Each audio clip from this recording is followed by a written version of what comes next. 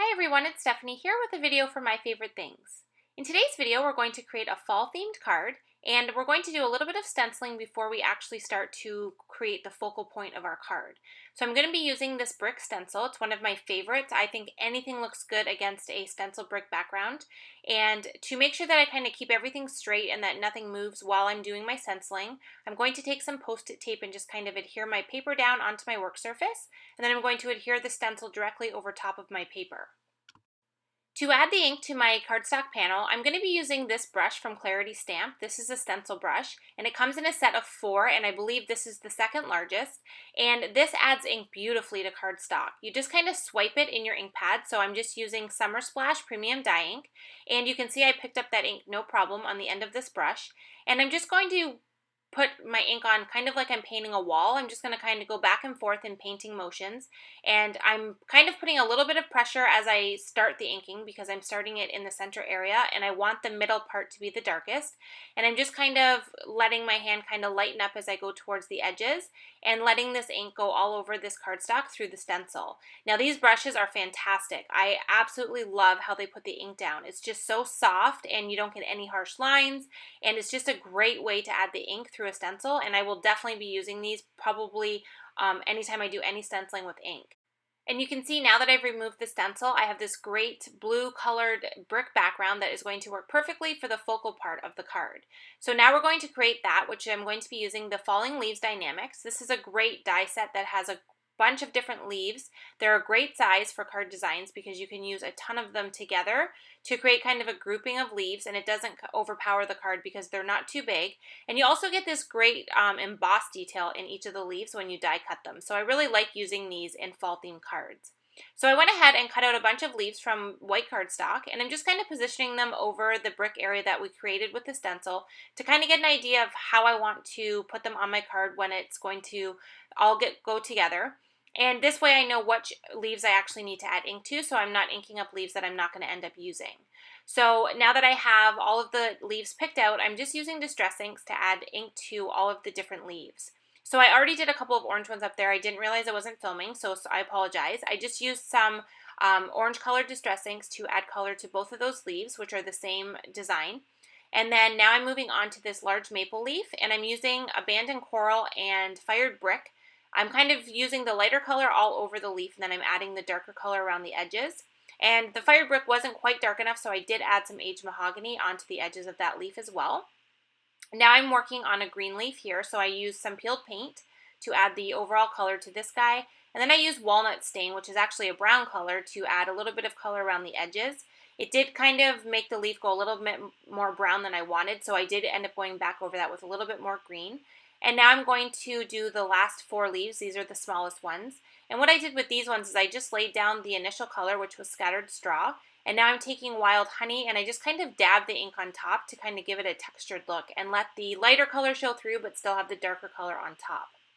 So now that I have all of them inked up and ready to go, I'm going to add some water to these leaves just to kind of take away a little bit of the color and give them a little bit of texture. And how I do that is I just lay them on a paper towel and I spritz on a ton of water. So for this technique here, I'm using a spritzer, which is actually covering the entire leaf with water. And then I'm dabbing my paper towel on top. And you can see as I do this on the other side of the paper towel, it's picking up a lot of the ink off of those leaves. And the texture in the paper towel actually leaves kind of a textured look on the leaf. So it's a great way to add a more realistic look to your die cuts. And I just love the final result of this look when you add the water and kind of give them a more distressed look. So the leaves do need to dry for a little bit before you put them on your card. So while we're waiting for that, I'm going to go ahead and cut out the cardstock panel that we created for the background. I just used a stitched rectangle die and cut that out to give it a more finished look. And then I got a couple pieces of cardstock that we're going to be using to create the card.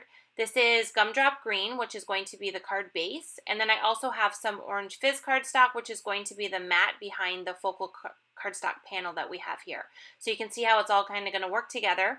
So now I can go ahead and stamp the sentiment onto this panel, and then I'll be able to put all my leaves on. So I'm going to use the new Harvest Buddy stamp set. I really like this sentiment that comes in the stamp set. It says, "Where friends gather, hearts warm," and I thought it worked nicely with the leaves and the warm colors and kind of the fall theme of the card. So I went ahead and used black licorice dye ink and stamped that directly onto the background panel. And now I can go ahead and start to add my leaves to the panel. So I'm just going to use some glue dots to add the leaves on. This is a great way to kind of quickly add a nice strong adhesive to each of the leaves, and it gives me the option to kind of tuck and move leaves around so that I can kind of fit them all together how I want them. So I'm just kind of following the same design that I had kind of figured out when I started this card. I am going to change it a tiny bit. I do put the bottom leaves kind of sticking out at the bottom area of the maple leaf, but I didn't really like that, so I decided to take them out and kind of put them up in the top area, and I liked this a lot better. I just thought it looked a little bit more clean, and I just kind of liked the layout of the leaves up top versus down at the bottom, and it really lets that maple leaf stand out at the bottom area, which I love. So once I had everything positioned, I pushed down really hard and made sure all those glue dots adhered onto that panel, and I wouldn't have to worry about any of the leaves falling off. And now I'm just taking some natural twine and I'm tying it into a bow. Now before I tied it, I did double up the twine, so I just kind of put two pieces together and then tied the bow with them together. And this just gives you a bigger bow. It kind of, gives a little bit more detail, and you have double the string, so I just think it adds a little bit more than just having one single thin bow. And I added that to the bottom area of the maple leaf with another glue dot, and then I trimmed down the tail so that it would actually be above the sentiment. I didn't want the tails hanging over top of the sentiment. And then once I have that done, I can go ahead and start to adhere all the pieces together to complete the card.